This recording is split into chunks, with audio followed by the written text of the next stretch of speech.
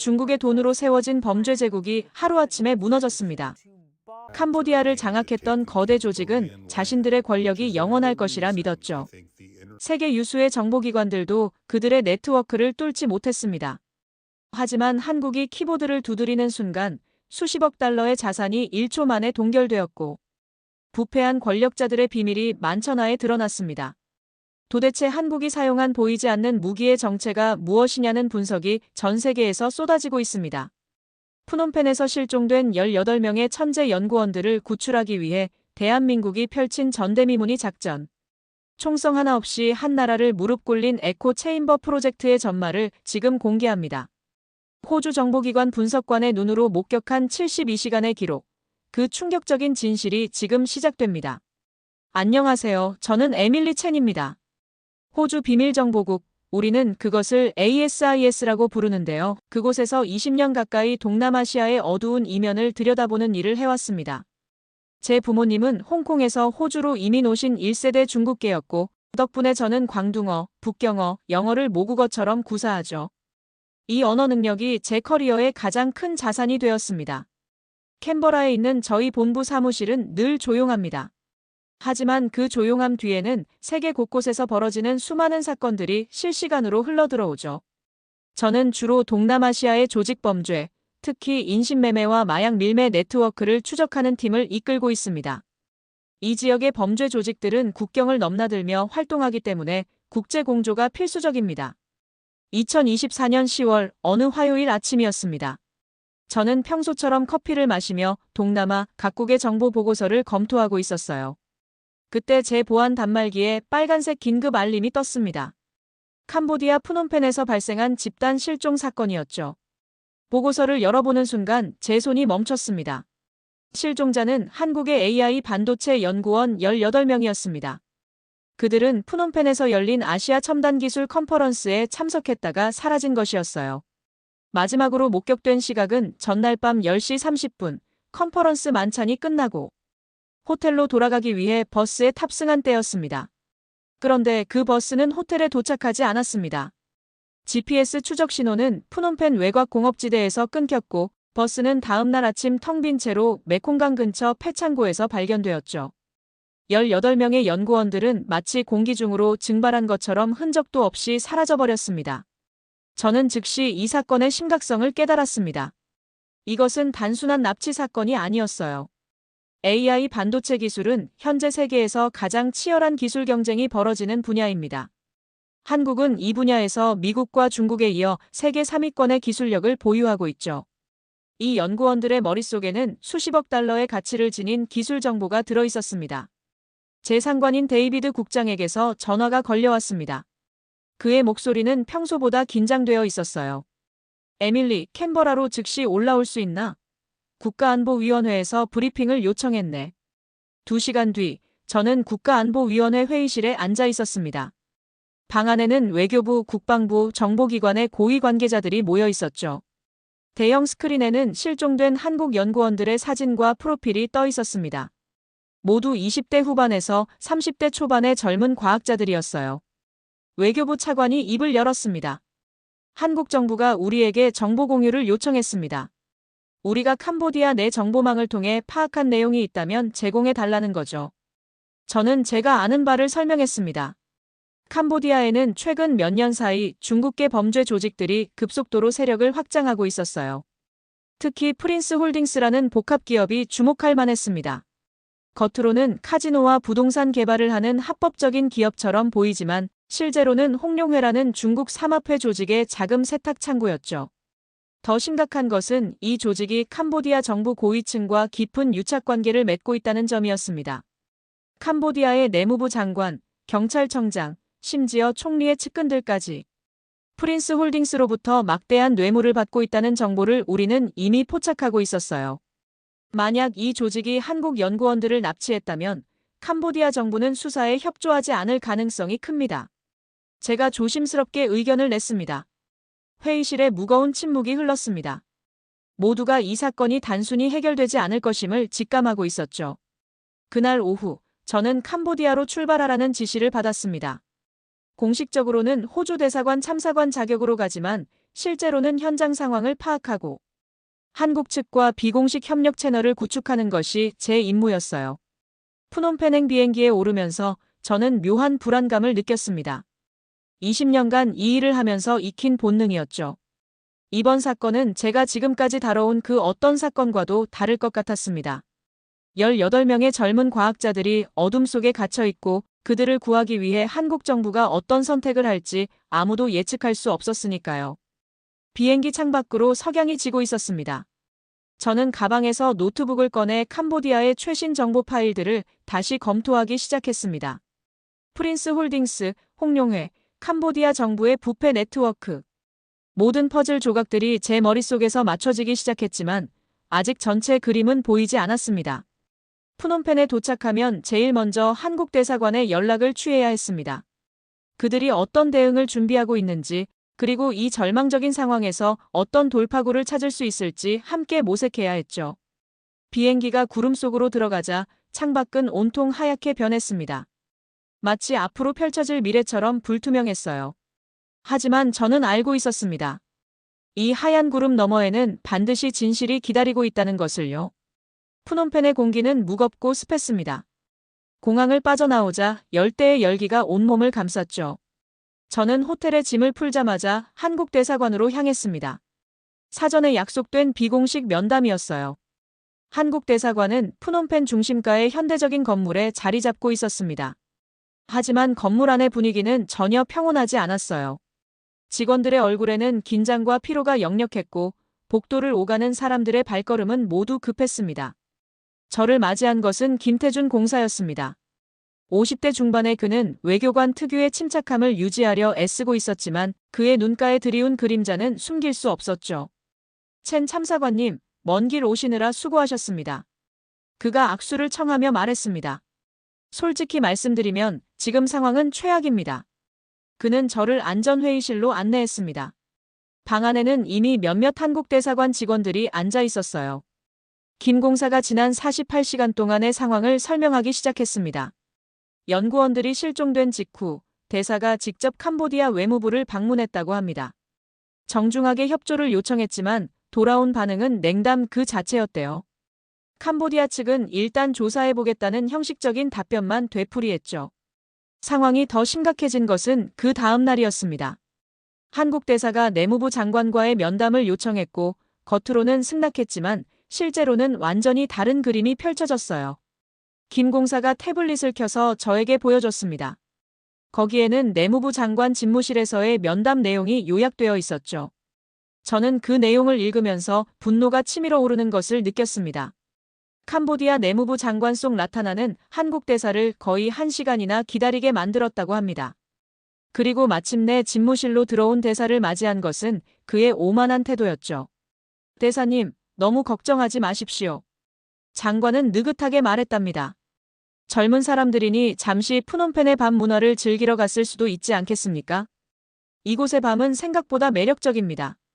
한국 대사는 참을성 있게 설명했다고 해요. 실종된 분들은 국가 핵심 기술을 다루는 연구원들이며 그들의 안전은 양국 관계에도 중대한 영향을 미칠 수 있다고요. 하지만 장관의 반응은 더욱 기만적으로 변했습니다. 대사가 실종 현장 근처의 CCTV 영상 확보를 요청하자 장관은 과장된 몸짓으로 어깨를 으쓱했대요. 아, 정말 안타깝게도 말입니다. 그가 마치 연극을 하듯 말했다고 합니다. 하필이면 그날 밤 그 지역 전체에 전력 공급 문제가 발생했습니다. 모든 CCTV가 작동을 멈췄다고 보고받았습니다. 이런 불운이 다 있습니까? 정말 신의 뜻이 아니라면 설명할 수 없는 우연이죠. 김 공사가 한숨을 쉬었습니다. 거짓말이었습니다. 첸 참사관님. 우리 자체 조사 결과 그날 밤 그 지역에는 전력 문제가 전혀 없었어요. 인근 상점들과 주택가의 CCTV는 모두 정상 작동했습니다. 오직 연구원들의 동선과 관련된 주요 지점의 카메라들만 선택적으로 꺼져 있었죠. 이것은 명백한 조직적 범행이었습니다. 그리고 캄보디아 정부는 범인을 잡기는커녕 오히려 그들을 비호하고 있었던 거예요. 저는 물었습니다. 프린스 홀딩스와의 연관성은 확인되었나요? 김 공사가 고개를 끄덕였습니다. 우리 정보에 따르면 연구원들이 마지막으로 목격된 지점에서 불과 3km 떨어진 곳에 프린스 홀딩스 소유의 물류 창고가 있습니다. 그리고 그 주변 경비는 캄보디아 경찰이 아닌 민간 용역 업체가 맡고 있어요. 우연이라고 보기엔 너무 많은 것들이 맞아떨어집니다.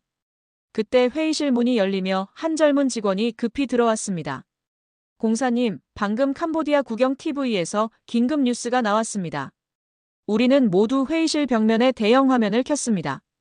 캄보디아 총리가 기자회견을 하고 있었어요. 그의 얼굴에는 자신감이 넘쳤고 배경에는 캄보디아 국기와 함께 중국 국기가 나란히 걸려 있었습니다.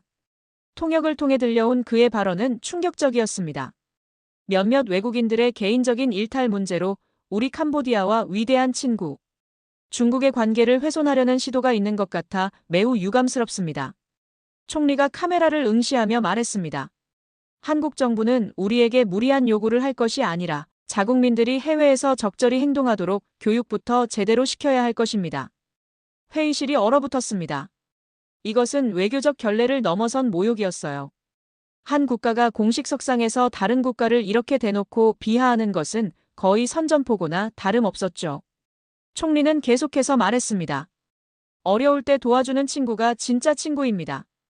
캄보디아에게 그런 진정한 친구는 바로 중국입니다. 그들은 불평 대신 투자를 하고 의심 대신 신뢰를 줍니다. 우리는 누구의 편에 서야 할지 아주 잘 알고 있습니다. 화면이 꺼졌을 때 회의실은 무거운 침묵에 잠겼습니다. 저는 한국 외교관들의 얼굴에서 분노와 무력감이 뒤섞인 표정을 읽을 수 있었어요. 김 공사가 조용히 말했습니다. 이제 상황이 어떤지 아시겠죠, 첸 참사관님? 우리는 완전히 고립되어 있습니다. 캄보디아 정부는 중국의 지원을 등에 업고 우리를 조롱하고 있어요. 그리고 우리 연구원들은 지금 이 순간에도 어딘가에 갇혀 있습니다. 저는 노트북을 열어 제가 준비해온 자료를 보여줬습니다. 프린스 홀딩스의 조직도와 캄보디아 정부 고위층과의 연결고리였죠. 제가 파악한 바로는 이것은 단순한 납치가 아닙니다. 제가 설명했습니다. 이것은 기술 탈취 시도일 가능성이 큽니다. 중국은 AI 반도체 분야에서 한국을 따라잡으려고 필사적이거든요. 만약 그들이 연구원들을 신문하거나 강요해서 기술 정보를 빼낸다면 말을 끝맺지 못했습니다. 모두가 그 끔찍한 가능성을 이미 알고 있었으니까요. 김 공사가 물었습니다. 호주 정부는 어떤 입장인가요? 저는 솔직하게 대답했습니다. 우리는 정보를 공유하고 도울 준비가 되어 있습니다. 하지만 직접적인 개입은 어렵습니다. 이것은 한국과 캄보디아 사이의 문제니까요. 그날 밤 호텔 방으로 돌아온 저는 캔버라 본부에 긴급 보고서를 작성했습니다. 상황은 예상보다 훨씬 심각했어요. 캄보디아는 중국의 비호 아래 완전히 오만해져 있었고 한국은 외교적으로 손쓸 방법이 거의 없어 보였습니다. 보고서의 마지막 문장을 쓰면서 저는 잠시 망설였습니다. 하지만 결국 제 직감을 적어 내려갔습니다. 그러나 한국의 침묵이 너무 고요합니다. 이것은 무력함이 아닌 폭풍전의 고요일 수 있습니다. 보고서를 전송하고 창밖을 바라봤습니다. 푸놈펜의 밤은 네온사인으로 화려했지만 그 불빛 너머 어둠 속 어딘가에 18명의 젊은이들이 갇혀 있었습니다. 그들은 지금 무슨 생각을 하고 있을까요? 자신들의 나라가 자신들을 구하러 올 것이라고 믿고 있을까요? 저는 노트북을 덮고 침대에 누웠습니다. 내일은 더 많은 정보를 수집해야 했어요. 프린스 홀딩스의 움직임, 캄보디아 정부의 다음 수, 그리고 무엇보다 한국이 이 절망적인 상황에서 어떤 카드를 꺼내들지 지켜봐야 했습니다. 하지만 그때 저는 몰랐습니다. 한국은 이미 움직이기 시작했다는 것을요. 다만 그 움직임이 너무나 조용하고 보이지 않아서 세상의 그 누구도 눈치채지 못하고 있을 뿐이었습니다. 다음 날 아침, 저는 푸놈펜 시내의 한 작은 카페에서 한국 대사관의 정보 담당관을 만났습니다. 박민수 서기관은 30대 후반의 날카로운 눈빛을 가진 사람이었어요. 우리는 공개된 장소에서 만났지만 대화는 최대한 조심스럽게 진행했습니다. 국제 여론이 어떻게 돌아가고 있는지 아십니까? 박 서기관이 태블릿을 저에게 건네며 물었습니다. 화면에는 각국 주요 언론의 헤드라인들이 떠 있었어요. 뉴욕타임스는 한국, 동남아에서 외교적 한계 노출이라는 제목을, 파이낸셜 타임스는 기술 강국도 지정학 앞에서는 무력이라는 논평을 실었습니다. CNN은 캄보디아의 도발에 침묵하는 서울이라는 보도를 내보냈죠. 저는 한숨을 쉬었습니다. 이것은 단순한 뉴스 보도가 아니었어요. 전 세계가 한국의 무기력함을 목격하고 있었고, 그것이 기정사실처럼 굳어지고 있었습니다. 더 심각한 건 이겁니다. 박 서기관이 다른 기사를 보여줬어요. 중국의 환구시 보였습니다. 일부 국가들은 자신의 위치를 망각하고 있다. 동남아시아의 질서는 역사와 현실이 증명하는 자연스러운 흐름을 따를 것이다라는 논평이었죠. 중국이 공식적으로 개입하기 시작한 겁니다. 제가 말했어요. 이제 캄보디아는 더욱 배짱이 두둑해질 거예요. 박 서기관이 고개를 끄덕였습니다. 어젯밤 우리 대사가 다시 한번 캄보디아 외무부에 공식 항해 서한을 전달했습니다. 하지만 그들은 접수조차 거부했어요. 서한을 들고 간 우리 직원을 건물 로비에서 30분이나 세워두고는 결국 외무부 장관이 출타 중이라며 돌려보냈습니다. 이것은 명백한 외교적 모욕이었습니다. 주재국이 상주 외교관의 공식 문서 전달을 거부하는 것은 외교 관례상 거의 있을 수 없는 일이었죠. 서울의 반응은 어떤가요? 제가 물었습니다. 박 서기관의 표정이 어두워졌습니다. 청와대는 비상안보회의를 연이어 소집하고 있습니다. 하지만 솔직히 말씀드리면 우리가 쓸 수 있는 카드가 별로 없어 보입니다. 군사적 개입은 불가능하고 경제 제재를 하자니 캄보디아는 애초에 우리와 교역량이 많지 않아요. 중국이 뒤를 받쳐주고 있으니 외교적 압박도 통하지 않고요. 그때 박 서기관의 휴대폰이 진동했습니다. 그는 화면을 확인하고는 얼굴이 굳어졌어요. 또 시작됐네요. 그가 태블릿을 다시 켰습니다. 화면에는 캄보디아 국영방송의 생중계가 나오고 있었습니다. 푸놈펜 중심부의 독립기념탑 광장에서 진행되는 행사였어요. 무대 위에는 캄보디아 총리와 함께 중국 대사가 나란히 서 있었고 그들 뒤로는 거대한 현수막이 펼쳐져 있었습니다. 캄보디아 - 중국 우정 70주년 기념식이라고 쓰여 있었죠. 타이밍이 너무 노골적이었습니다. 한국 연구원 실종 사건으로 양국 관계가 악화된 바로 이 시점에 중국과의 우정을 과시하는 대규모 행사를 여는 것이었으니까요. 총리가 연단에 섰습니다. 그의 연설은 중국에 대한 찬사로 가득 차 있었어요. 중국은 우리의 도로를 건설하고 병원을 세우고 학교를 지었습니다. 그들은 조건 없이 우리를 도왔고 우리의 주권을 존중했습니다. 이것이 진정한 우방의 모습입니다. 그리고는 의미심장한 한마디를 덧붙였습니다. 반면 어떤 나라들은 자신들의 문제를 남의 탓으로 돌리며 우리에게 불합리한 요구를 하고 있습니다. 캄보디아는 그 누구의 압박에도 굴하지 않을 것입니다. 카메라가 관중석을 비췄을 때 저는 한국 대사관 직원 몇 명이 행사장 한 구석에 서 있는 것을 발견했습니다. 그들은 외교 관례상 초청을 받으면 참석해야 했겠지만 얼굴에는 굴욕감이 역력했어요. 박 서기관이 쓴웃음을 지었습니다. 저들은 우리를 철저히 모욕하고 있어요. 그리고 전 세계가 그것을 지켜보고 있습니다. 저는 호주 본부에서 받은 최신 정보 분석 보고서를 꺼냈습니다. 우리 정보기관이 파악한 바로는 중국이 캄보디아에 최근 3개월간 약 12억 달러 규모의 추가 투자를 약속했다고 해요. 여기에는 신규 항만 건설, 공항 확장, 그리고 통신망 현대화 사업이 포함되어 있습니다. 박 서기관이 한숨을 쉬었습니다. 결국 돈이군요. 캄보디아 정부는 중국의 돈에 완전히 포섭되어 있어요. 우리 연구원들의 생명보다 중국의 투자금이 더 중요한 겁니다. 그날 오후, 저는 푸놈펜 시내를 돌아다니며 현지 분위기를 파악했습니다. 거리의 일반 시민들은 이 사건에 대해 그다지 관심이 없어 보였어요. 한국 연구원 실종 사건은 그들의 일상과는 동떨어진 먼 나라 이야기였죠. 하지만 제가 주목한 것은 프린스 홀딩스 소유의 건물들이었습니다. 푸놈펜 곳곳에 그들의 카지노, 호텔, 쇼핑센터가 자리 잡고 있었어요. 그리고 그 건물들 주변에는 늘 경비원들이 삼엄하게 지키고 있었습니다.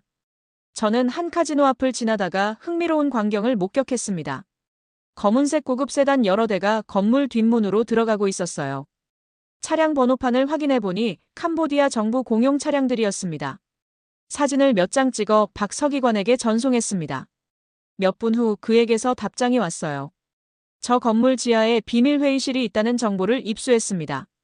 캄보디아 고위 관료들과 프린스 홀딩스 간부들이 자주 만나는 곳이라고 합니다. 모든 증거가 한 방향을 가리키고 있었습니다. 캄보디아 정부와 중국계 범죄 조직은 하나의 거대한 네트워크로 연결되어 있었고 그들은 한국 연구원들을 인질로 잡고 있었어요. 그리고 중국 정부는 이 모든 것을 뒤에서 묵인하거나 심지어 지원하고 있었던 겁니다. 그날 저녁 호텔방에서 저는 본부로 보낼 일일 보고서를 작성하고 있었습니다. 키보드를 두드리던 손이 멈췄어요. 무엇을 써야 할지 막막했습니다. 대한민국 정부 외교적으로 완전히 고립. 캄보디아는 중국의 전폭적 지원 하에 한국의 모든 요구를 거부. 국제사회는 방관. 실효성 있는 대응 방안 부재. 이것이 냉정한 현실이었습니다. 저는 보고서를 작성하면서 처음으로 한국에 대한 연민을 느꼈어요. 그들은 세계 10위권의 경제대국이고 첨단 기술 강국이지만 이 상황에서는 속수무책이었습니다. 보고서를 전송하고 샤워를 마친 후 저는 침대에 누워 천장을 바라봤습니다. 머릿속에는 한국 대사관에서 만난 외교관들의 지친 얼굴이 떠올랐어요. 그리고 어딘가 갇혀있을 18명의 젊은 연구원들의 모습이 상상되었습니다. 그들은 지금 무슨 생각을 하고 있을까요? 자신들을 구하러 올 거라는 희망을 아직 품고 있을까요? 아니면 이미 절망에 빠져 있을까요? 저는 눈을 감았습니다. 내일이면 더 많은 소식이 들려올 것입니다. 아마도 좋지 않은 소식일 가능성이 높았죠. 캄보디아는 계속해서 한국을 압박할 것이고 중국은 뒤에서 그들을 부추길 것입니다.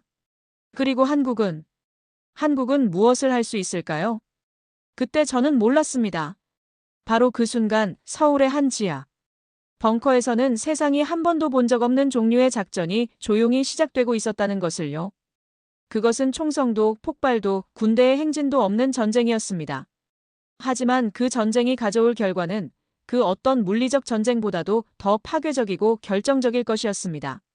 실종 사건이 발생한 지 사흘째 되는 날 아침이었습니다. 저는 호텔방에서 각국 언론의 보도를 모니터링하고 있었어요. 대부분의 기사는 한국의 외교적 실패를 다루고 있었고 일부 전문가들은 한국이 결국 캄보디아와 타협할 수밖에 없을 것이라고 예측했습니다. 그때 제 보안 휴대폰에 암호화된 메시지 하나가 도착했습니다. 발신자는 박민수 서기관이었어요. 메시지는 간단했습니다.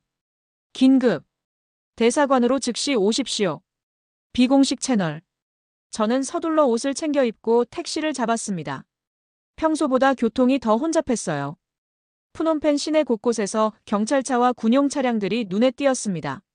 뭔가 예사롭지 않은 분위기였죠. 한국 대사관에 도착했을 때 박 서기관이 로비에서 저를 기다리고 있었습니다.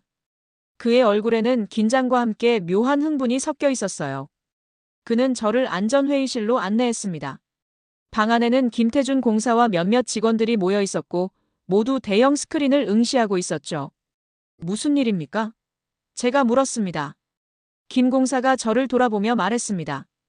첸 참사관님, 지난 1시간 동안 캄보디아에서 매우 이례적인 일이 벌어지고 있습니다. 그가 스크린을 가리켰습니다.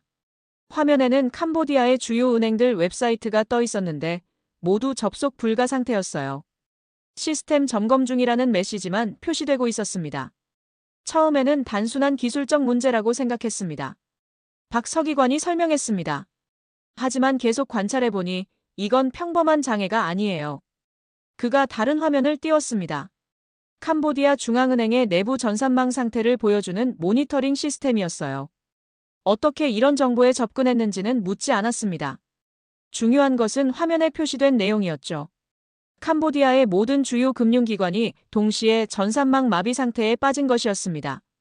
하지만 이상한 점은 일반 고객들의 계좌는 정상적으로 작동하고 있다는 것이었어요. 마비된 것은 오직 특정 계좌들, 정확히는 프린스 홀딩스와 관련된 법인 계좌들 뿐이었습니다. 제 심장이 빠르게 뛰기 시작했습니다. 이건 우연이 아니야. 제가 중얼거렸죠. 김 공사가 고개를 끄덕였습니다. 우리도 그렇게 생각합니다. 그리고 30분 전 더 놀라운 일이 벌어졌어요. 그가 또 다른 문서를 열었습니다. 국제금융정보 교환 시스템을 통해 유통된 긴급 통보문이었어요. 발신 기관은 국제자금 세탁방지기구 FATF였습니다. 문서의 내용은 충격적이었습니다. 프린스 홀딩스와 그 계열사 47개 법인이 국제금융범죄 조직으로 지정되었고 이들과 관련된 모든 국제거래가 즉시 동결 조치되었다는 것이었죠. 첨부된 증거 자료에는 지난 5년간의 자금 세탁 내역, 불법 카지노 수익금의 국제 송금 기록, 그리고 마약 밀매 조직과의 거래 증거가 상세히 담겨 있었습니다. 이 정보는 어디서 나온 겁니까? 제가 물었습니다. 김 공사가 의미심장한 표정을 지었습니다. 공식적으로는 익명의 제보자가 FATF에 제출했다고 되어 있습니다. 하지만 이 정도 수준의 정보는 국가정보기관급이 아니면 수집할 수 없다는 것을 모두가 알고 있었습니다. 그리고 타이밍이 너무 정확해요. 박 서기관이 덧붙였습니다. 프린스홀딩스가 가장 큰 자금 이동을 하는 시기가 바로 이번 주입니다. 분기별 결산을 앞두고 각국 계열사에서 본사로 수익금을 송금하는 시기거든요. 저는 상황을 이해하기 시작했습니다. 누군가가 프린스홀딩스의 금융생명주를 정확히 겨냥해서 칼을 꽂은 것이었어요. 그것도 그들이 가장 취약한 순간에 말이죠. 한국이 한 건가요? 제가 조심스럽게 물었습니다. 김 공사가 어깨를 으쓱였습니다. 공식적으로는 아무것도 모릅니다. 우리 대사관도 서울로부터 어떤 사전 통보도 받지 못했어요.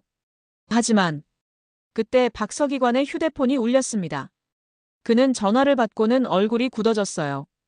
방금 프놈펜 시내 주요 은행 앞에서 소동이 벌어지고 있다는 제보가 들어왔습니다. 그가 서둘러 노트북을 열었습니다. 화면에는 현지 SNS에 올라온 실시간 영상들이 떠 있었습니다. 캄보디아 최대 은행 중 하나인 프린스뱅크 본점 앞에 수백 명의 사람들이 모여들고 있었어요. 그들은 프린스홀딩스 계열사 직원들과 거래처 관계자들이었습니다. 영상 속에서 한 중년 남성이 은행 문을 두드리며 소리치고 있었습니다. 우리 회사 계좌가 동결됐어요. 직원 월급을 줘야 하는데 돈을 못 찾겠다고요. 다른 영상에는 프린스홀딩스 소유 카지노 앞에서 벌어진 혼란이 담겨 있었습니다. 카지노를 찾은 손님들이 칩을 현금으로 교환하려 했지만 카지노 측은 일시적인 시스템 오류라며 교환을 거부했죠. 화가 난 손님들이 항의하며 소동을 벌이고 있었습니다. 저는 점점 더 많은 영상을 확인했습니다. 프놈펜 전역에서 비슷한 혼란이 벌어지고 있었어요. 프린스홀딩스와 관련된 모든 금융활동이 한순간에 멈춰버린 것이었습니다. 김 공사가 조용히 말했습니다. 프린스홀딩스의 일일 현금 유동성은 약 2억 달러 규모입니다. 그들의 사업은 현금 흐름으로 돌아가는데 지금 그 흐름이 완전히 끊겼어요. 이 상태가 48시간만 지속되어도 그들의 사업은 마비될 겁니다. 그것뿐만이 아니었습니다. 박 서기관이 또 다른 뉴스를 보여줬어요. 싱가포르, 홍콩, 방콕의 주요 은행들이 프린스홀딩스 관련 계좌를 동결했다는 소식이었습니다. 유럽의 몇몇 은행들도 동참했다는 보도가 이어졌죠. 국제금융망에서 그들을 완전히 차단하고 있습니다.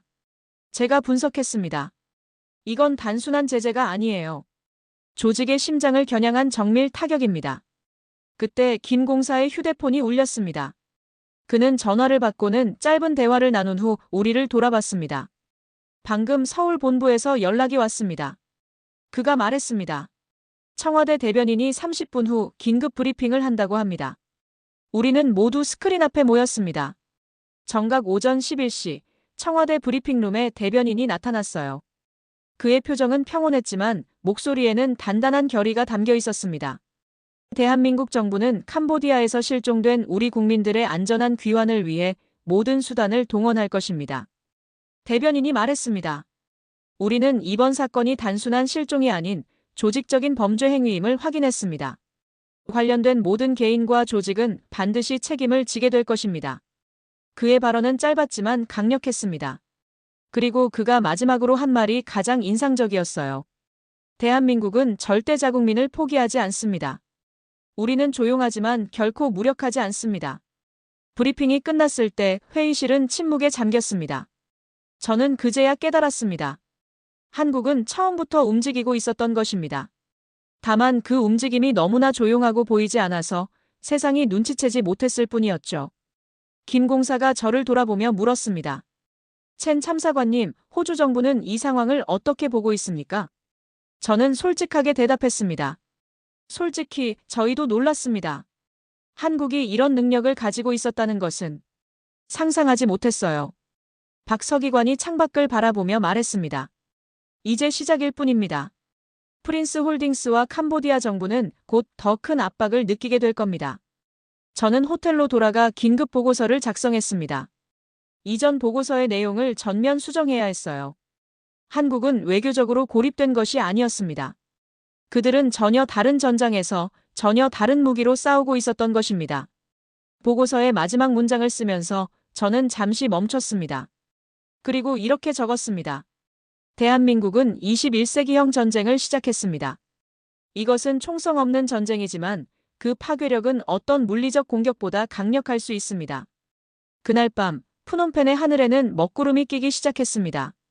멀리서 천둥 소리가 들려왔어요. 폭풍이 다가오고 있었습니다. 다음 날 아침 푸놈펜은 긴장감으로 가득 차 있었습니다. 프린스 홀딩스의 금융마비 소식이 퍼지면서 도시 전체가 술렁이기 시작했어요. 현지 언론들은 앞다투어 이 사건을 보도했고 캄보디아 정부는 긴급 기자회견을 통해 일시적인 기술 문제라고 해명했지만 아무도 믿지 않았습니다. 저는 호텔 로비에서 커피를 마시고 있었습니다. 주변에서 들리는 대화들은 모두 한 가지 주제였어요. 프린스 홀딩스가 무너지고 있다는 것, 그리고 한국이 그 뒤에 있다는 소문이었죠. 그때 낯선 남자 한 명이 제 옆 테이블에 앉았습니다. 30대 중반으로 보이는 한국인이었어요. 그는 아무 말 없이 신문을 펼쳐들었지만 제 테이블 위로 작은 메모지 하나를 슬쩍 밀어놨습니다. 메모지에는 간단한 문장이 적혀 있었어요.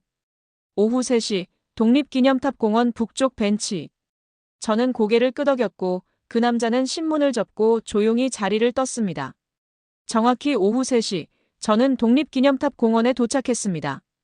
북쪽 벤치에는 아무도 없었지만 몇 분 후 아침에 봤던 그 남자가 나타났어요. 그는 제 옆에 앉으며 작은 USB 하나를 건넸습니다. 제 이름은 이준혁입니다. 그가 조용히 말했습니다. 한국 국가사이버안보센터 소속입니다. 공식적으로는 우리가 만난 적이 없어야 하지만 상황이 특수하니까요. 왜 저를 찾으신 겁니까? 제가 물었습니다. 그가 USB를 가리켰습니다. 당신이 볼 필요가 있는 것들이 담겨 있습니다. 호주 정부도 알아야 할 내용이고요. 우리가 지금 무엇을 하고 있는지, 그리고 앞으로 무슨 일이 벌어질지 말입니다. 저는 USB를 받아들었습니다. 이건 무엇입니까? 증거입니다. 그가 대답했습니다. 그리고 경고이기도 하죠. 당신네 정보기관이 관심 있어 할 만한 내용이 꽤 많을 겁니다. 그는 일어서려다가 잠시 멈췄습니다. 아, 그리고 한 가지 더. 오늘 밤 10시 하늘을 보세요. 뭔가 흥미로운 것을 볼 수 있을 겁니다. 그는 그 말을 남기고 사라졌습니다. 저는 USB를 주머니에 넣고 서둘러 호텔로 돌아왔어요. 보안이 철저한 제 노트북에 USB를 연결했습니다. 화면에 나타난 파일들을 보는 순간 저는 숨이 멎는 듯 했어요. 첫 번째 폴더에는 위성 사진들이 담겨 있었습니다. 하지만 이것은 제가 지금까지 본 그 어떤 위성 사진보다 선명했어요. 해상도가 믿을 수 없을 정도로 높았습니다. 푸놈펜 외곽의 한 건물을 촬영한 사진이었는데 건물 옥상에 있는 환기구의 녹 자국까지 식별할 수 있었죠. 파일 정보를 확인해 보니 이 사진들은 KPS-7이라는 위성에서 촬영된 것이었습니다. 한국의 독자 위성항법 시스템. 저는 이것이 단순한 GPS 위성이 아니라는 것을 깨달았어요. 다음 파일들은 더욱 충격적이었습니다. 열감지 영상이었는데 그 정밀도가 군사첩보 위성 수준이었어요. 건물 내부의 사람 수까지 정확히 파악할 수 있었습니다. 한 영상 파일을 클릭했습니다. 푸놈펜 외곽 정글 속 깊은 곳의 건물이었어요. 3D 열화상 모델링이 표시되었고 지하 3층에 18개의 열원, 즉 18명의 사람이 있다고 나와 있었습니다. 실종된 한국 연구원들이었습니다. 한국은 정확히 그들의 위치를 파악하고 있었던 것입니다. 저는 계속해서 파일들을 열어봤습니다. 통신 감청 기록이 나왔어요. 캄보디아 내무부 장관과 프린스 홀딩스 회장 사이의 통화 내용이었습니다. 한국 놈들이 계속 시끄럽게 구는군요. 내무부 장관의 목소리였습니다. 걱정 마십시오, 장관님. 프린스 홀딩스 회장이 대답했습니다. 우리에게는 베이징이 있습니다. 한국 따위가 뭘 할 수 있겠습니까? 그냥 연구원들을 인질로 잡고 기술 정보를 빼내면 됩니다. 그 기술 정보의 값어치가 얼마나 됩니까? 최소 50억 달러입니다. 중국이 목을 메고 원하는 반도체 설계 기술이거든요. 제 손이 떨렸습니다. 이것은 단순한 납치가 아니었어요. 국가가 조직한 기술 절도였던 것입니다. 다음 폴더에는 금융거래 기록이 담겨 있었습니다. 프린스 홀딩스가 지난 5년간 캄보디아 고위 관료들에게 지불한 뇌물의 상세 내역이었어요. 총리 측근에게만 2억 달러가 넘는 돈이 흘러갔습니다. 저는 모든 파일을 검토하는데 2시간이 걸렸습니다. 마지막 파일은 PDF 문서였는데 제목이 작전명 에코 체인버였어요. 문서를 열어보니 그것은 한국 정부의 작전 계획서였습니다. 하지만 군사작전이 아니었어요. 이것은 정보전, 심리전, 그리고 금융전을 결합한 전혀 새로운 형태의 작전이었습니다. 작전의 목표는 명확했습니다. 물리적 충돌 없이 캄보디아 정부와 프린스 홀딩스를 압박해 연구원들을 구출하는 것. 그리고 그 과정에서 국제사회의 진실을 폭로하는 것이었죠. 1단계는 금융망 차단이었고 이것은 이미 실행되었습니다. 2단계는 저는 숨을 들이켰어요. 2단계는 완전한 투명화라고 적혀 있었습니다. 시계를 보니 밤 9시 50분이었습니다. 이준혁이 말했던 10시가 다가오고 있었어요. 저는 호텔방 창문을 열고 밖을 내다봤습니다. 정확히 10시, 푸놈펜 상공의 하늘이 이상하게 밝아지기 시작했습니다. 아니, 밝아진 것이 아니었어요. 위성에서 강력한 신호가 쏟아지고 있었던 것입니다. 제 휴대폰이 갑자기 진동했습니다. 푸놈펜 시내 곳곳에서 비슷한 일이 벌어지고 있었어요. 사람들의 스마트폰에 익명의 메시지가 동시에 도착하고 있었습니다. 메시지에는 링크가 하나 담겨 있었고 그 링크를 클릭하면 웹사이트가 열렸어요. 그 사이트에는 캄보디아 정부 고위 관료들의 비밀 은행 계좌 정보가 공개되어 있었습니다. 총리 측근의 스위스 은행 계좌, 내무부 장관의 싱가포르 비자금, 경찰청장의 홍콩 부동산 투자 내역. 모든 것이 상세한 증거와 함께 낱낱이 공개되었습니다. 제 휴대폰이 다시 울렸습니다. 박민수 서기관이었어요. 첸 참사관님, 지금 캄보디아 전역이 난리입니다. SNS가 마비될 정도로 이 정보가 퍼지고 있어요. 저는 노트북을 켜서 캄보디아 SNS를 모니터링했습니다. 트위터, 페이스북, 텔레그램 곳곳에서 분노의 메시지들이 폭발하고 있었어요. 우리가 굶주리는 동안 저들은 수억 달러를 해외에 숨겨뒀다. 총리는 국민을 배신했다. 중국의 돈을 받고 나라를 팔아넘긴 매국노들. 푸놈펜 시내 곳곳에서 사람들이 거리로 쏟아져 나오기 시작했습니다. 처음에는 수십 명이었던 것이 순식간에 수백, 수천 명으로 불어났어요. 저는 다시 USB 파일을 확인했습니다. 한국은 단순히 정보를 수집한 것이 아니었어요. 그들은 캄보디아의 모든 통신망을 장악하고 있었고 원하는 정보를 원하는 시간에 원하는 사람들에게 전달할 수 있었습니다. 이것은 정보전의 완벽한 형태였습니다. 물리적 공격 없이 진실만으로 상대를 무너뜨리는 전략이었죠. 제 휴대폰이 또 울렸습니다. 이번에는 캔버라 본부에서였어요. 긴급회의 소집 명령이었습니다. 화상회의가 시작되자 데이비드 국장의 굳은 얼굴이 나타났습니다. 에밀리, 지금 무슨 일이 벌어지고 있는 건가? 한국이 캄보디아의 통신망 전체를 장악한 건가? 저는 USB에서 본 내용을 보고했습니다. 회의에 참석한 모든 고위 관계자들의 얼굴이 점점 굳어갔어요. 이건 우리가 상상했던 것보다 훨씬 더 진보된 기술입니다. 기술 담당 부국장이 말했습니다. 한국의 사이버 전력이 이 정도 수준이었다니. 문제는 그것뿐이 아닙니다. 제가 말했습니다. 한국은 지금 캄보디아 내부를 붕괴시키고 있어요. 물리적 공격 없이 정보만으로 말입니다. 회의는 1시간 넘게 이어졌습니다. 호주 정부도 이 상황을 예의주시해야 한다는 결론이 났어요. 한국이 보여주는 이 새로운 형태의 전력은 미래 전쟁의 모습을 바꿀 수 있었으니까요. 회의를 마치고 창밖을 내다봤습니다. 푸놈펜의 밤하늘은 여전히 평온해 보였지만 저는 알고 있었습니다. 저 하늘 위 어딘가에 보이지 않는 눈이 이 도시의 모든 것을 내려다보고 있다는 것을요. 그리고 그 눈은 한국의 것이었습니다. 다음 날 아침, 푸놈펜은 전날 밤과는 완전히 다른 도시가 되어 있었습니다. 거리 곳곳에는 전날 밤 시위의 흔적이 남아 있었고 사람들의 얼굴에는 분노와 배신감이 역력했어요. 저는 호텔 로비에서 아침 뉴스를 보고 있었습니다. 캄보디아 국영방송은 여전히 외부 세력의 정보 조작이라고 주장했지만 민영방송과 온라인 매체들은 공개된 부패 증거를 상세히 다루고 있었죠. 특히 충격적이었던 것은 한 경제 전문 방송의 보도였습니다. 프린스 홀딩스의 재무 상태를 분석한 내용이었는데 금융망 동결 이후 48시간 만에 그들의 유동성이 완전히 고갈되었다는 것이었어요. 프린스 홀딩스는 현금 흐름으로 돌아가는 사업 구조입니다. 한 경제 분석가가 설명했습니다. 카지노 수익, 부동산 임대료, 각종 사업체의 일일 매출. 이 모든 것이 멈췄어요.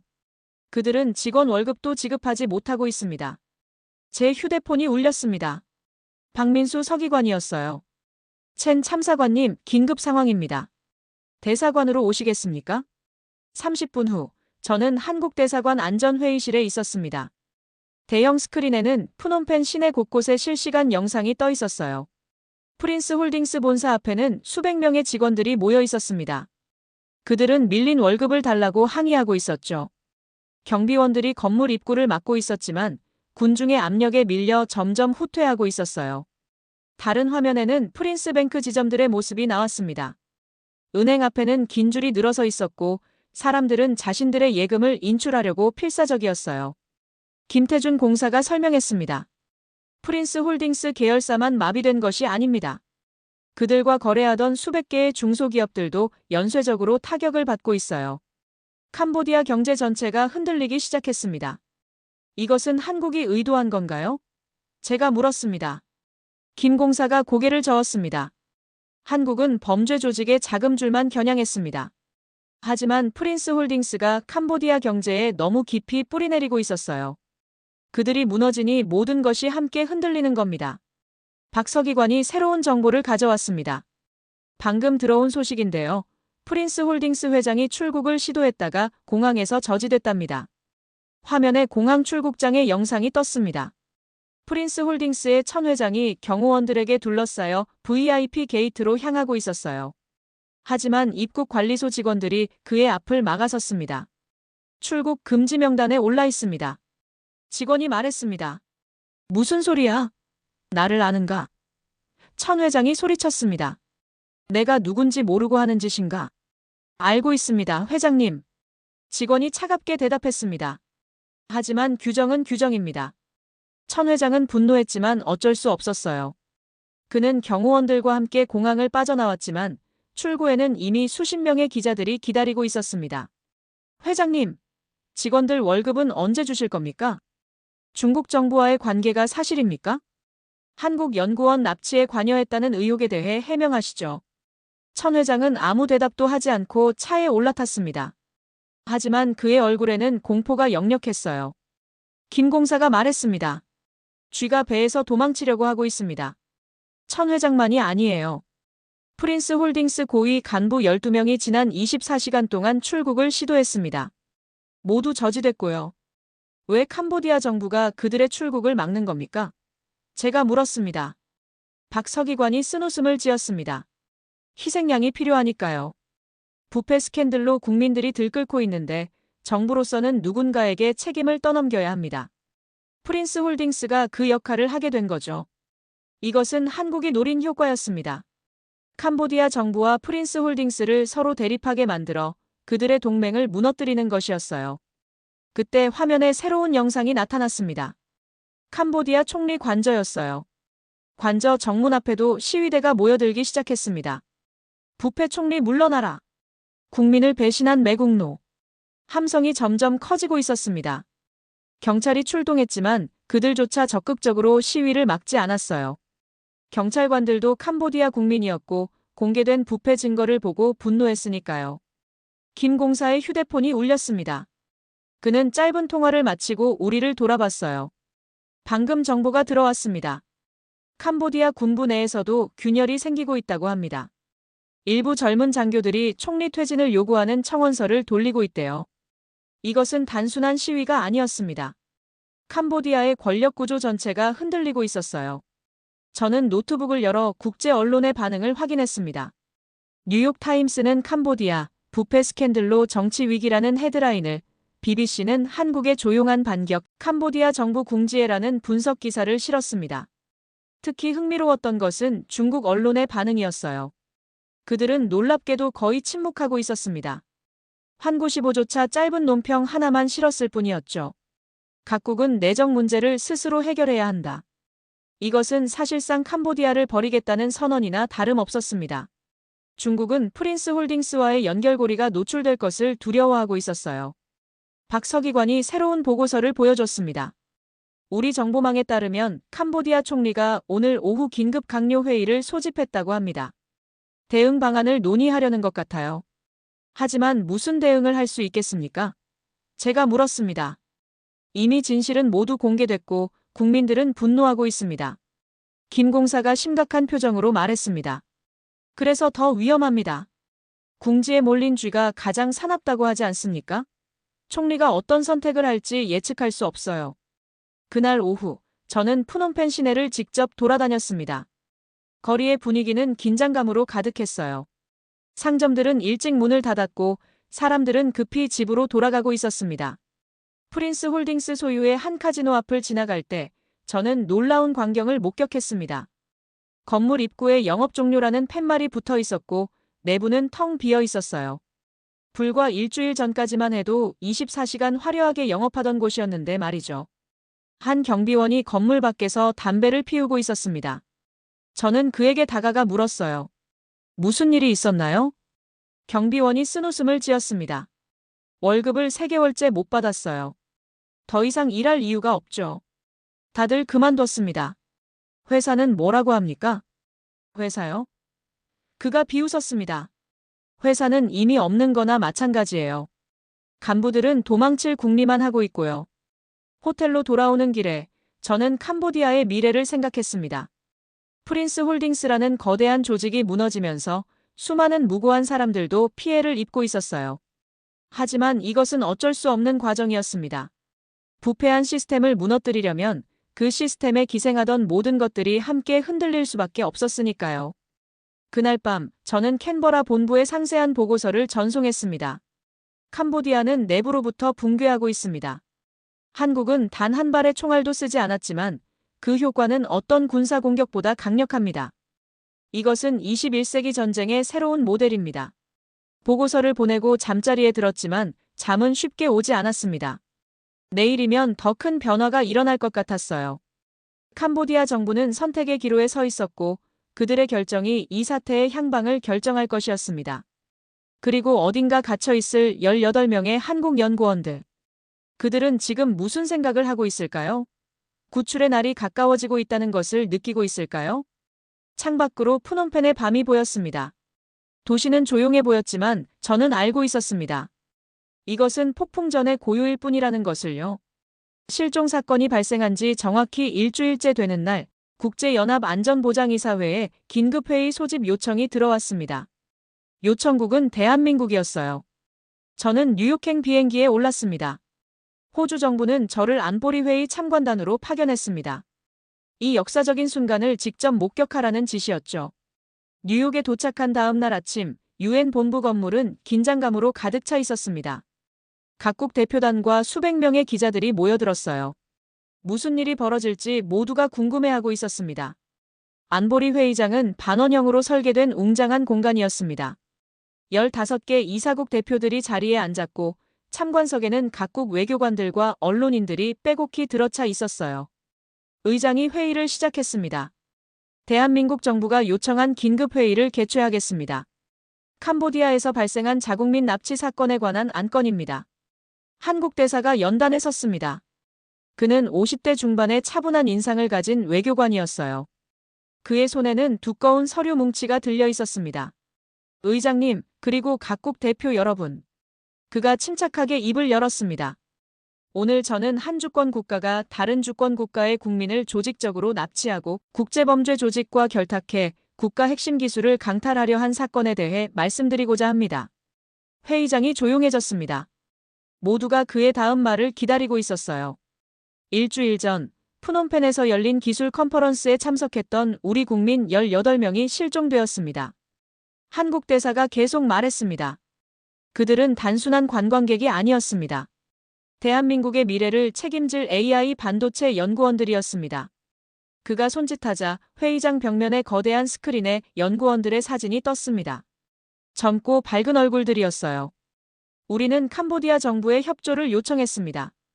하지만 돌아온 것은 조롱과 모욕뿐이었습니다. 스크린에 캄보디아 총리의 기자회견 영상이 재생되었습니다. 자국민 교육이나 제대로 시키라는 발언이 회의장에 울려 퍼졌어요. 캄보디아 정부는 수사를 거부했을 뿐 아니라 증거를 은폐했습니다. 한국 대사가 말했습니다. CCTV 영상은 선택적으로 삭제되었고 목격자들은 입을 다물었습니다. 캄보디아 대표가 자리에서 벌떡 일어났습니다. 이것은 근거 없는 비방입니다. 우리는 최선을 다해 증거를 보여드리겠습니다. 한국 대사가 차분하게 말을 끊었습니다. 스크린이 바뀌었습니다. 위성 사진이 나타났어요. 푸놈펜 외곽 정글 속의 건물이었습니다. 이것은 우리의 독자 위성이 촬영한 영상입니다. 한국 대사가 설명했습니다. 프린스 홀딩스 소유의 비밀 시설입니다. 지도에도 나오지 않는 곳이죠. 영상이 확대되었습니다. 건물의 구조가 3D로 재구성되었고 지하 3층의 열감지 영상이 나타났어요. 이곳에 18명의 사람이 감금되어 있습니다. 한국 대사가 말했습니다. 바로 우리 국민들입니다. 회의장에서 웅성거림이 일었습니다. 이런 수준의 위성 기술을 한국이 보유하고 있다는 사실에 모두가 놀란 것이었어요. 하지만 증거는 이것뿐이 아닙니다. 한국 대사가 계속했습니다. 스크린에 새로운 자료가 나타났습니다. 통화 녹취록이었어요. 이것은 캄보디아 내무부 장관과 프린스 홀딩스 회장 사이의 통화입니다. 한국 대사가 말했습니다. 녹취일자는 우리 국민이 실종된 바로 다음 날입니다. 녹음이 재생되었습니다. 캄보디아 내무부 장관의 목소리가 회의장에 울려 퍼졌어요. 한국 대사가 계속 압박하고 있어. 어떻게 할 것인가? 걱정 마십시오, 장관님. 프린스 홀딩스 회장의 목소리였습니다. 연구원들에게서 기술 정보를 빼내고 있습니다. 중국 측에서 50억 달러를 제시했습니다. 장관님 목도 준비되어 있고요. 회의장이 술렁였습니다. 캄보디아 대표의 얼굴이 하얗게 질렸어요. 더 있습니다. 한국 대사가 말했습니다. 스크린에 금융거래 기록이 나타났습니다. 프린스 홀딩스에서 캄보디아 고위 관료들에게 흘러간 뇌물의 상세 내역이었어요. 지난 5년간 프린스 홀딩스는 캄보디아 정부 고위층에 총 8억 달러의 뇌물을 지급했습니다. 한국 대사가 말했습니다. 총리 측근에만 2억 달러, 내무부 장관에게 1억 5천만 달러가 흘러갔습니다. 각각의 거래 내역이 날짜, 금액, 계좌번호와 함께 스크린에 표시되었습니다. 증거는 완벽했어요. 캄보디아 외무부 장관이 벌떡 일어나 소리쳤습니다. 이것은 조작입니다. 불법적으로 취득한 정보입니다. 정보의 취득 방법보다 중요한 것은 그 내용의 진위입니다. 한국 대사가 차분하게 대응했습니다. 캄보디아 정부가 이 증거가 거짓이라고 주장하신다면 국제사법재판소의 검증을 받으실 의향이 있으십니까? 캄보디아 대표는 입을 다물었습니다. 대답할 수 없었던 것이죠. 그때 스크린에 새로운 영상이 나타났습니다. 실시간 중계였어요. 지금 이 순간에도 한국 대사가 말했습니다. 우리의 특수부대가 인질 구출 작전을 수행하고 있습니다. 회의장이 숨을 죽였습니다. 스크린에는 야간 투시경으로 촬영된 영상이 나타났어요. 검은 전투복을 입은 한국 특수부대원들이 조용히 건물에 접근하고 있었습니다. 영상은 실시간으로 이어졌습니다. 특수부대원들이 건물에 진입하고 경비원들을 무력화하고 지하로 내려가는 모습이 생생하게 전해졌어요. 마침내 그들이 철문을 폭파하고 안으로 들어갔습니다. 화면에 18명의 연구원들이 나타났어요. 그들은 수척하고 지쳐 있었지만 살아 있었습니다. 한 특수부대원이 헬멧을 벗었습니다. 괜찮습니다. 대한민국입니다. 이제 집으로 돌아가시죠. 연구원들이 서로를 부둥켜 안고 울기 시작했습니다.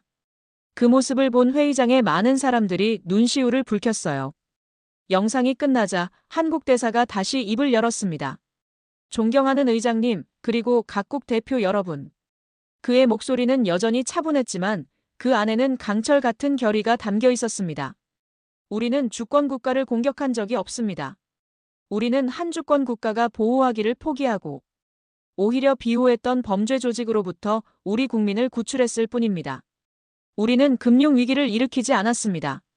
우리는 단지 어둠 속에 숨어있던 부패의 진실의 빛을 비췄을 뿐입니다. 그러자 부패의 벌레들이 스스로 놀라 흩어진 것입니다. 오늘 여러분이 보신 증거들은 우리가 만든 것이 아닙니다. 그것은 캄보디아 정부와 범죄 조직이 스스로 만들어낸 것입니다. 우리는 단지 그것을 세상에 보여드렸을 뿐입니다. 그가 회의장을 둘러봤습니다. 이것이 우리가 명명한 에코 체인버 작전입니다. 메아리방이라는 뜻이죠. 우리는 캄보디아가 스스로 만든 소리를 전 세계가 들을 수 있도록 증폭했을 뿐입니다. 한국 대사가 연단을 내려왔습니다. 회의장은 잠시 침묵에 잠겼다가 한쪽 구석에서 박수 소리가 터져 나왔습니다. 그것은 순식간에 회의장 전체로 번져나갔어요. 저는 그 박수에 동참했습니다. 그것은 한국의 승리를 축하하는 박수가 아니었어요. 진실의 힘, 정의의 승리에 대한 경의였습니다. 캄보디아 대표단은 고개를 숙인 채 자리에서 일어나 회의장을 빠져나갔습니다. 그들의 뒷모습은 패배자가 아니라 스스로 만든 거짓의 무게에 짓눌린 사람들의 모습이었어요. 회의가 끝나고 저는 복도에서 한국 대사와 마주쳤습니다. 그에게 다가가 악수를 청했습니다. 놀라운 작전이었습니다, 대사님. 그가 미소 지었습니다. 작전이 아닙니다, 첸 참사관님. 우리는 그저 진실을 보여드렸을 뿐입니다. 진실은 스스로 말하는 법이니까요. 그날 밤 호텔방에서 저는 최종 보고서를 작성했습니다. 오늘 유엔 안보리 회의장에서 목격한 것은 단순한 외교적 승리가 아니었습니다. 그것은 21세기 국가 안보의 새로운 패러다임이었습니다. 대한민국은 증명했습니다. 진실과 기술이 결합하면 그것이 어떤 군사력보다 강력한 무기가 될 수 있다는 것을요. 보고서를 전송하고 창밖을 바라봤습니다.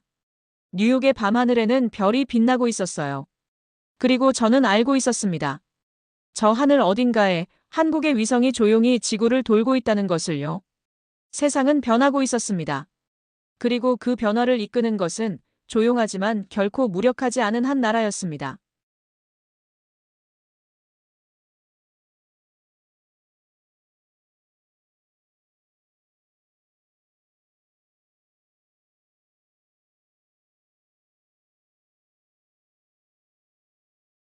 유엔 회의 직후 캄보디아 국민들이 대규모 평화 시위를 시작했어요. 군부도 더 이상 총리를 지지하지 않았습니다. 결국 총리는 사임할 수밖에 없었죠. 과도 정부가 구성되었습니다. 박 서기관이 덧붙였습니다. 그들의 첫 번째 공식 성명이 바로 한국 정부와 국민들에게 보내는 사과문이었어요. 스크린에 캄보디아 과도 정부 대변인의 기자회견 영상이 떴습니다. 그는 깊이 고개를 숙이며 말했습니다. 캄보디아 국민을 대표하여 대한민국 정부와 국민 여러분께 진심으로 사과드립니다. 우리의 부패한 지도자들이 저지른 범죄 행위에 대해 책임을 통감합니다. 우리는 진실을 밝혀주신 한국에 감사드립니다. 제 가슴이 뭉클했습니다. 이것은 단순한 사과가 아니었어요. 한 국가가 자신의 과오를 인정하고 새로운 시작을 선언하는 역사적 순간이었습니다. 연구원들은 어떻게 되었습니까? 제가 물었습니다. 김 공사가 태블릿을 건넸습니다. 화면에는 인천국제공항 입국장의 영상이 떠 있었어요. 18명의 연구원들이 트랩을 내려오고 있었습니다. 그들은 여전히 수척했지만 얼굴에는 생기가 돌고 있었어요. 입국장에는 그들의 가족들이 기다리고 있었습니다. 한 젊은 연구원이 아내와 어린 딸을 발견했습니다. 그는 달려가 딸을 번쩍 안아 올렸어요. 딸아이는 아빠의 목을 감싸 안고 울음을 터뜨렸습니다. 백발의 노모가 아들을 부둥켜 안고 있었습니다. 그녀는 말없이 눈물만 흘렸어요. 일주일 동안 얼마나 불안했을까요? 영상을 보는 제 눈에도 눈물이 맺혔습니다. 이것이 바로 이 모든 작전의 의미였습니다. 한 나라가 자국민을 지키는 것, 절망에 빠진 가족들에게 희망을 돌려주는 것이었죠. 그런데 말입니다. 박 서기관이 조심스럽게 말했습니다. 한 가지 놀라운 소식이 더 있어요. 그가 새로운 문서를 열었습니다. 싱가포르에서 열린 긴급 ASEAN 회의 보고서였습니다. 동남아시아 6개국 정상들이 비공식 회의를 소집했습니다. 박 서기관이 설명했습니다. 그리고 한국에 특별 제안을 했어요. 무슨 제안입니까? 김 공사가 대답했습니다. 아시아 사이버 안보 동맹의 창설입니다. 한국이 주도하는 지역 사이버 안보 협력체죠. 베트남, 태국, 싱가포르, 말레이시아, 인도네시아, 필리핀이 모두 가입을 원하고 있습니다. 저는 놀라움을 감추지 못했습니다. 그들이 왜? 한국의 능력을 목격했으니까요. 김 공사가 말했습니다. 그리고 그들도 비슷한 위협에 직면하고 있습니다. 중국계 범죄 조직, 부패, 기술 탈취. 이 모든 것에 대항하려면 한국의 도움이 필요하다는 것을 깨달은 겁니다. 한국 정부는 어떤 반응입니까? 긍정적으로 검토 중입니다. 박 서기관이 답했습니다. 다만 조건이 있어요. 이것은 군사동맹이 아니라 기술과 정보 협력체여야 한다는 것, 그리고 어떤 국가도 배제하지 않는다는 원칙이죠. 제가 고개를 끄덕였습니다. 중국을 자극하지 않으려는 거군요. 정확합니다. 김 공사가 확인했습니다. 한국은 새로운 냉전을 원하지 않아요. 다만 진실과 정의에 기반한 새로운 질서를 만들고 싶어 하는 거죠. 그날 오후, 저는 푸놈펜 시내를 마지막으로 둘러봤습니다. 며칠 전만 해도 혼란스러웠던 거리가 이제는 평온을 되찾고 있었어요. 프린스 홀딩스 본사 건물 앞을 지나갈 때 경찰 테이프가 쳐져 있었습니다. 압수수색이 진행 중이라는 팻말이 붙어 있었죠. 천 회장을 비롯한 간부 47명이 체포되었고 조직은 사실상 해체되었습니다. 한 현지 시민이 제 옆을 지나가며 중얼거렸습니다. 한국이 우리를 구해줬어. 우리 정부가 하지 못한 일을 해냈지. 공항으로 가는 길에 저는 이번 경험을 되돌아봤습니다. 불과 2주 전, 저는 한국이 외교적으로 고립되었고 무력하다고 보고서에 적었었죠. 하지만 제가 얼마나 틀렸는지를 목격했습니다. 한국은 조용했지만 무력하지 않았습니다. 그들은 전혀 다른 방식으로, 전혀 다른 무기로 싸우고 있었던 것이었어요. 호주로 돌아가는 비행기 안에서 저는 최종 보고서를 작성했습니다. 우리는 오랫동안 힘을 오해해왔습니다. 우리는 힘이 적을 파괴하고 굴복시키는 능력이라고 믿었습니다. 그러나 대한민국은 우리에게 가르쳐 주었습니다. 진정한 힘은 파괴가 아닌 진실에 있다는 것을요. 거짓을 무너뜨리고 진실을 세우는 능력. 어둠의 빛을 비추는 능력. 그리고 무엇보다 절망에 빠진 자국민을 안전하게 집으로 데려오는 능력. 이것이 바로 21세기가 요구하는 새로운 힘의 정의입니다. 한국은 미사일을 쏘아 올려 영토를 정복하지 않았습니다. 대신 그들은 진실이라는 이름의 빛을 쏘아 올려 세상 사람들의 양심을 일깨웠습니다. 에코 체인버 작전은 끝났지만 그들이 남긴 메아리는 이제부터 시작입니다. 세상은 앞으로 오랫동안 이 메아리에 귀를 기울이게 될 것입니다. 보고서를 쓰면서 저는 한 가지를 깨달았습니다. 제가 목격한 것은 단순한 인질 구출 작전이 아니었어요.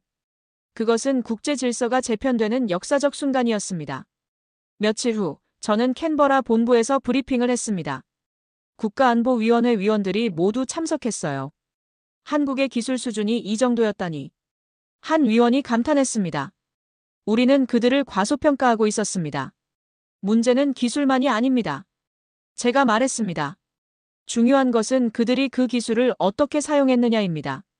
한국은 파괴를 위해서가 아니라 진실을 밝히기 위해 기술을 사용했어요. 이것이 그들의 진정한 힘입니다. 데이비드 국장이 물었습니다. 당신은 이것이 앞으로의 전쟁 방식이 될 것이라고 생각하나? 저는 잠시 생각하고 대답했습니다. 전쟁이라는 단어가 적절하지 않을 수도 있습니다. 이것은 전쟁이 아니라 진실의 회복이었으니까요. 하지만 분명한 것은 21세기에는 총과 탱크보다 진실과 기술이 더 강력한 무기가 될 수 있다는 점입니다. 몇 주 후 뉴스를 통해 후속 소식을 접했습니다. 한국 주도의 아시아 사이버 안보 동맹이 공식 출범했어요. 그들의 첫 번째 공동작전으로 동남아시아 전역에 퍼져 있던 홍룡회 조직원 2,400명이 검거되었습니다. 미국 펜타곤은 에코 체인버 원칙이라는 새로운 작전 매뉴얼을 작성했다고 발표했습니다. 한국의 작전을 연구하고 배우겠다는 것이었죠. 중국은 여전히 침묵하고 있었습니다. 하지만 그들도 내부적으로는 큰 충격을 받았을 것입니다. 자신들이 구축한 동남아시아의 영향력 네트워크가 한순간에 무너지는 것을 목격했으니까요. 어느 조용한 저녁, 저는 캔버라의 제 사무실에 앉아 있었습니다. 창밖으로 석양이 지고 있었어요. 저는 푸놈펜에서 찍었던 사진들을 다시 꺼내봤습니다. 혼란스러웠던 거리, 분노한 시민들, 무너지는 부패의 성. 그리고 마지막 사진은 인천공항에서 가족과 재회하는 연구원들의 모습이었습니다. 제 휴대폰이 울렸습니다. 한국 대사관의 김 공사였어요. 첸 참사관님, 다음 주에 서울에서 아시아 사이버 안보 동맹 출범식이 열립니다. 호주 정부도 옵서버로 초청되었는데 혹시 참석하실 의향이 있으십니까? 저는 망설이지 않고 대답했습니다. 물론입니다. 기꺼이 가겠습니다. 전화를 끊고 저는 미소 지었습니다. 세상은 변하고 있었어요. 그리고 그 변화의 중심에 조용하지만 결코 무력하지 않은 한 나라가 서 있었습니다. 창밖에 석양이 마지막 빛을 발하고 있었습니다. 하지만 저는 알고 있었어요. 해가 지는 곳에서는 반드시 새로운 아침이 시작된다는 것을요. 그리고 그 새로운 아침은 진실과 정의의 빛으로 가득할 것입니다. 여러분, 오늘 이야기 어떠셨습니까? 캄보디아 총리가 한국을 조롱하며 자국민 교육이나 시키라고 말했던 그 순간 전 세계는 한국이 무릎 꿇을 것이라 예상했습니다. 하지만 72시간 후 유엔 안보리 회의장에서 공개된 진실 앞에 무릎 꿇은 것은 캄보디아였습니다. 이것은 단순히 18명을 구출한 이야기가 아닙니다. 대한민국이 증명한 것입니다. 21세기에는 총과 미사일이 아니라 진실과 기술이 가장 강력한 무기가 될 수 있다는 것을요. 호주 정보기관 분석관 에밀리 첸은 보고서에 이렇게 적었습니다. 한국의 침묵은 무력함이 아니었다. 그것은 폭풍전의 고요였다. 여러분은 오늘 영상에서 가장 인상 깊었던 장면이 무엇이었습니까? 캄보디아의 금융망이 한순간에 마비된 순간? 위성이 인질들의 정확한 위치를 찾아낸 기술력? 아니면 유엔 회의장에서 진실이 폭로되던 그 전율의 순간? 댓글로 여러분의 생각을 들려주세요. 그리고 이 통쾌한 이야기가 마음에 드셨다면 좋아요와 구독으로 더 많은 분들께 이 감동을 전해주시기 바랍니다. 감동두툼이 채널을 찾아주셔서 감사합니다. 저희는 전 세계에서 벌어지는 놀라운 실화와 감동적인 이야기를 전해드리는 채널입니다. 특히 한국이 국제무대에서 보여준 저력과 우리가 미처 몰랐던 대한민국의 진짜 실력을 팩트에 기반하여 소개하고 있습니다. 오늘 영상이 재미있으셨다면 좋아요 버튼으로 응원해주세요. 여러분의 좋아요 하나하나가 더 좋은 콘텐츠를 만드는 원동력입니다. 구독과 알림 설정으로 다음 이야기를 가장 먼저 만나보세요. 공유 버튼을 눌러 주변 분들께도 이 감동을 전해주세요. 다음 영상에서는 더욱 놀라운 이야기로 찾아뵙겠습니다. 지금까지 감동두툼이었습니다. 감사합니다. 오늘도 좋은 하루 보내세요.